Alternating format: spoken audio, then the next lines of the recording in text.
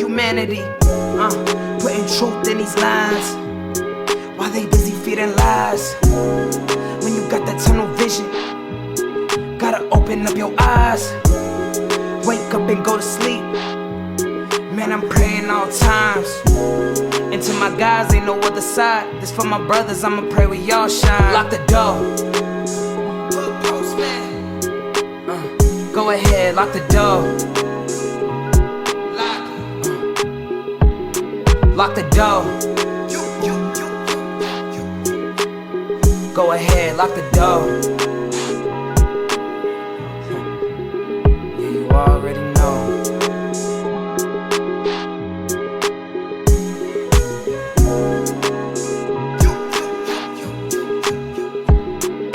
Depending on the lessons, some people eat, some people learn. But the game is gonna send you a big. Lock the door. Professor Melly Mel, the Hood Postman, back with Drac, Big Drac, Crazy Drac, Schoolyard. Drac, I was just recently viewing a video. I think the guy name was Big Blue Rag from Drac, and he mentioned a story that you gave to me, and it was about you being in the county jail '95. You entered a cell of Southsiders, and you got into it with them. And you care to explain, give your side of that story? Okay, I ain't got no problem giving my side of that story because that's what I do. You know what I'm saying? Also, one of my hand guys from my hood, I want to mention my homeboy G Capone, rest in peace, man. That was my G homie right there. I just want to mention that. That was a general, top dog from Schoolyard Crib. Rest in peace, G Capone. And what was he Brown. prior to being in the Schoolyard? G Brown was original Bible Crib. So when it comes to the Bible Crib, G Capone, he just wanted the G homies, started off with the Bible Cribs, just pushed Crip hard. When the Schoolyards came out, he followed suit with us, you know what I'm saying? And he was a strong contributor to us, man, because G Capone was a squabber, straight up. And when he was young, he was a prize fighter. He had knuckles like golf balls. That was one of our top dogs, man. Show me your hands. Huh? Show me. See, you got the gloves on. I'm like, yeah, you man, ready I'm for a mad, man. squabble? This nigga said I look like the Elephant Man, man. Okay. That shit I talk about. When I be telling motherfuckers looking like the Elephant Man. He telling stories like I tell them, but he putting extras on it. So, anyway, back on that, actually, I remember that clearly, man. I had just came back. I just got locked back up. I just got out of Tehachapi in '95. I only stayed out 3 months. 3 months. So I went back in '95. You know what I'm saying? At that time. And that was the county jail? That was LA County Jail, Men's Central Jail. And they was doing the state module. The state module was on the 3,000 floor. At that time, I'm ducking and dodging because, OSJ, if they know I was walking around the general population, they're going to come get me because they had opened up the Crip module over there. I think it was 34 or 36, but the Crip module was back on the 3,000 floor.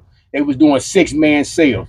The homies was over there. All my homies was over there. My homie Lil Loco was over there. Big Loco was over there. Nighttime. Big C Loke was over there. My homie J Bone was over there. My homie, the homies was deep over there. Then the other homies was down there. But he mentioned there was Dracs over there as well. Is that? Now at that time, Dracs couldn't come to the module because Dracs, speaking on green lights, Dracs was having issues with the neighborhood, because of what happened to Keystone.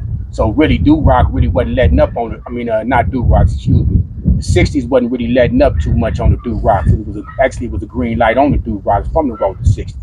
You know what I'm saying? Facts. And then, during that year in '95, it wasn't no green light on all the Crips. The only green lights in '95, I remember precisely, was a green light on the Asian boys because they was over there next to us in the Crip module. Those are TRGs. The TRGs. It was a green light on the Asian boys, and it was a green light on the Matavillas because they held out on and paying the Mexican mafias their taxes. They the only group that held out to the end because Matavilla by themselves is big. But they couldn't handle that shit going in the county jail because the Southsiders was giving them the blues until they kicked in their taxes and they finally gave in. And other than that, as far as the Crip, like I said, the '60s was still tripping on the Dracs. But not saying that the Dracs couldn't come to the module. The Dracs always came to the Crip module. But during this time, they couldn't come to this module because you had the Roller '60s in this module with us. They was upstairs on, if I'm not mistaken, on Baker Road. Because upstairs, I think Big Peanut from '60s was up there. I think Kev Mac to be doing them videos. He was over there doing that time. Because my homie Screwy from the set was downstairs. because the homie from the yard, we went to war with the Hoovers over there. That was during the time when the Hoovers was doing that Hussein shit and pushing that CKBK. So they was on our tier, so we was getting pressured about this the crib margin. Why these niggas hollering out CK? These are facts. You know, I remember the dudes that was on my tier. Lil Worm, Lil Ricochet, not Lil Worm, Baby Worm from 5'9" Hoover. Ricochet was Bootsy down there from 11 Dudes Broadway, Jughead. But anyway, would it be fair to say that whoever has the numbers usually had the power, or whoever organized the best? Well, you know what? During that time, like I said, they put everybody back in 6-man cell, so everybody was trying to just stack the deck on keeping their homies in the cell, and that's how it is in the crib module, and that's what they was doing in 4800. So, you know, when you got the numbers, you know, you can just, when you're close to your homies, you can just plot more. You know what I'm saying? And there's always going to be a power trip, because as far as my homies, we always get into it with a set eventually in the crib module, because they be trying to, you know, test our crippling. You know what I'm saying? But like I say, we got soldiers, and we going to squabble up, just like when we went and got into it with them dudes. You know, we went hard. My homie Big Diamond got stabbed up on the tier, but we handled our business, though. My homie Screwy handled his business. My homie Nighttime handled his business. I wasn't there at the time. I came later on, me and my homeboy Peanut. But anyway, let me get back on this blue rag situation. Fuck all that. Excuse my language, but anyway. They put me in the state module in 95. Upstairs for me, Blue Rag is saying Hoover T. It wasn't no Hoover T. It was Hoover Rob from 9 Deuce Hoover. And it was Big Dopey from 9 Deuce Hoover. You understand what I'm saying? I went to court, period.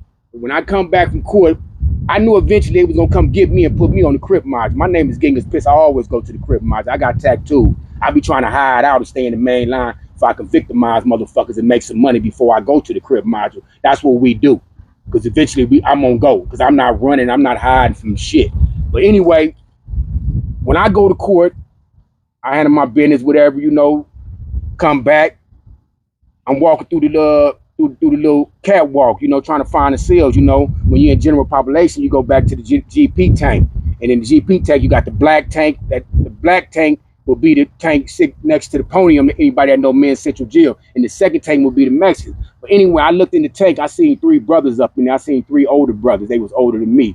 I just seen 3 brothers, and I looked in the black tank. The black tank was full. So I didn't want to go in the black tank because I wanted to stretch my legs. So I went in the tank that had the less people in there, and that was the tank that had the 3 brothers. So when I stepped up in there, I sat there and I hollered at the brothers. One of them had a cast on, he had a crutch. Okay, eventually, everybody that started coming in this motherfucker was Mexicans, the South Side. They started coming, had come to bust us from court. They just started following this tank. So what happened, y'all, I went in the wrong goddamn tank. I went in the South Side tank, they goddamn tank. Just like you got a crib tank, you got a blood tank. You got my black ass in the South Side tank, when it was like tripping, they was tripping on the Crips, but it wasn't no particular group of Crips. You know what I'm saying? Because the homies, you know, so I'm going to say it was a green light, but it wasn't no green light on the Crips. You know what I'm saying? It was green light on those groups I told you, which was the Asian boys of the Montevideo. But, you know, but the Crips were strong a little bit back then in 95. But anyway, when they started coming in, man, I see the caliber of dudes, these dudes, some of them was on the gang mods. I already know they finna take off. You know, I got these tattoos. I'm sitting just like this. So I look around and see my options. I was like, damn, you know, I'm kind of fucked up. You know what I'm saying? I'm stuck, because when they come in the tank is like a phone booth. It's swinging. So next door to me is the black tank. And, you know, I just basically looked at what I had to work with when it go down, which I didn't have much to work with. But it was, like I said, it was a brother in there with a crutch. And I told the brother, I said, look, man, these motherfucking Mexicans right here, man, they finna take off, man. They already read my tattoos, homie, it's finna go down. And just when I said that, one of them walked up to me with like 3 of his boys. I'm sitting down like that. When he started walking, I'm going like this. You know, I scoot up. You know what I'm saying? I put my hands, I go like this on my knees. This is one of my defensive mode. He like, hey, Holmes, where you from? You the Mexicans don't ask us where we from in the county jail. You know what I'm saying? But he asked me where I'm from. I said, schoolyard crib, home. Just like that. And left like that. So he backed up a little bit and he whispered at his boy. Now I'm watching his body language. He balls his fists up and he swing. And as soon as he swing, I duck. Boom, his hand hit the wall. Boom, I slide up. Boom, boom. I take like 2 pieces on the right. I back up and I go over here to the nigga that had the crutch. Now here I am. I said, give me the crutch. Now the Mexicans are swarming in. They hit me all in the back of my head. They doing their shit to my back. Yeah, I don't give a fuck. You can have all that. So I end up getting the crutch from the nigga because he's already balled up like in a knot. I get the crutch from him and I swing it. boom, and I hit one of the Mexicans in the face. Then I jump up on the bench. I'm standing up just like this here, swinging this motherfucker. You understand what I'm saying? So one of the Mexicans grabbed the crutch. We playing tug of war. The crutch broke. They got the crutch from me. So now I back up on the wall. He get the crutch and he hit me upside the head with the motherfucking crutch. Yeah, I did get some injuries, but the injuries came from that crutch because they whacked me. They was hitting me upside of my head. But you know, it was that. I didn't have no help. It was like 25 Mexicans. I'm not gonna put no 10 on it like Big U say I knocked everybody out. But I fought back. I never got off my feet. That's what I was trained. I kept my back against the wall. I made enough noise to be loud enough to make sure the deputies could hear me so they could come hurry up and get me out this situation. You know, I ain't gonna put no extra on it. Yeah, I was loud. Come on, nigga, what's that? You know, loud as a motherfucker. Boom. The homie Lil Droopy from 107 Hoover was in the next tank. Facts. What's up, Lil Droopy? It's my little soldier. Lil Droopy is hollering out, what's up, Drac? What's up, cuz? I say, homie, the Mexicans in here taking off on me. The Mexicans taking off on me. As soon as Droopy heard that, he fired on the ones that was in his tank because it was like 3 of them. That's Lil Droopy from 107 Hoover. And that was my dog. He got cracking in the tank. The brothers got cracking on the tank. You know what I'm saying? But anyway, the police come. They lay us down. There's a couple Mexicans leaking. You know, my head is busted. But my teeth and my lips is good. My nose is good. My knuckles got a couple scars in it. You know, it's cool. I'm good. Boom, the police trying to put me in. I say, dude, what are y'all trying to put me in the hole for?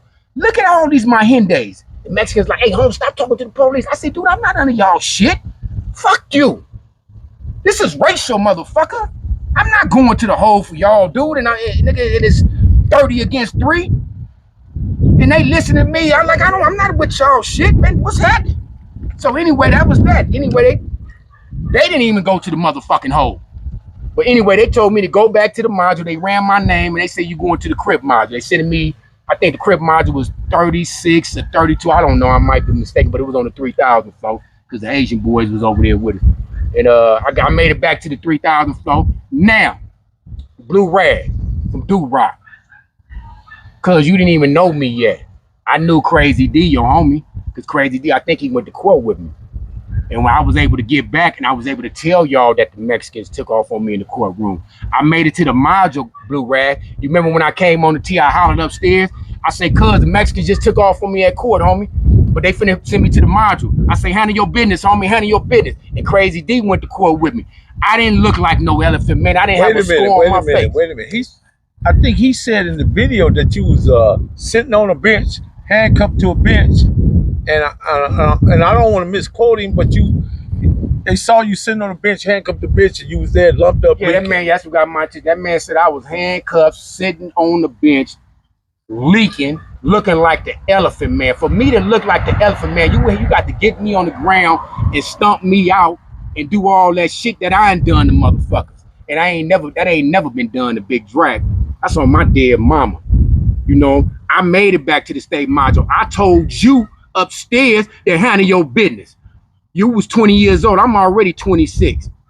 You understand what I'm saying? They took me out there. Yes, they took me out there and cuffed me to the bench because I was just in a riot with some Mexicans in the tank. They got cut up too. You remember, I just told you I had a crutch. Okay? Period. Now, I'm going to the game module. Of course, they're going to cuff you up because they had to take me upstairs to the OSJ office. And when I got to the OSJ office, my homeboy Peanut was up there from schoolyard. That day, when it was over with, they took me and my homie Peanut to the crib module. You know what I'm saying? That was in 1995. And I remember everybody they put us in the cell with. They put me and my homie Peanut in the cell with Big Tate off from Venice Showline, Short Dog from Venice Showline, Zent Dog from Venice Showline, Big Nut Bone way out from Venice Showline, Blue from Showline. It was a 6-man cell, but they were Blue Rag? No, Blue from Showline. Okay. These all Venice Showline, because Tay Dog and then they was fighting. No, I know Blue Rag from Venice Showline was fighting murders on these Mahendes, the COVID, you know, the Mexicans out there doing that war. You know what I'm saying? Which it was a war, but as far as what they did on the streets, it wasn't no green light in the county jail because of the war that the Showlines had with the Venice 13s and the COVID. So cuz he putting extras on a lot of shit. For one thing, I ain't never looked like for any the elephant man. I just said I went to the crip module that day because my name is Genghis Pitts. I've been around with Sellies with your homie Fish Prack. I've been around the big crazy D's from Drac. My nigga from Drac is Bird. Come on, man. Big Bird, Lil Bird. Come on, I know your homie Drac from Drac in the wheelchair. I know the Rocks, homie. They know that. Come on. Matter of fact, shout out to Crook, Yeah, Deke, man. The niggas and know Ray me. Ray from Rock, man. Nah, Them some of the G's from over there. Ray Ray, Deke, and Crook from Rock. Shout out to them. Yeah, Blue Rag, I've been hearing about you. I already knew you was a rider, homie. That's why I told you to go, cuz. But don't do you put extras on my injuries, homie. I wasn't like that. And then, it's cool. Because the Mexicans did take off on me. But but you got to remember, I went in the tank on them. Even though they filled the tank. And I had a policy, cuz I can go back to Linwood to the crib module with me, Flood, Loco from 190 that's on death row. Get at them, Lil Spook from 90. Ask them about Drac. I had a policy. If you went to court with me coming off the crib module, I had a Mando Palo. You got to take off on some Mahindes before we come back. When we came off the crib module, our objective was to wreak havoc to motherfuckers in general population before we go back to the crib module. I did it when I was in Linwood. We come back from court. If any of them in our tank, we get them. I ain't done this with motherfuckers that's right now sitting on death row. Facts.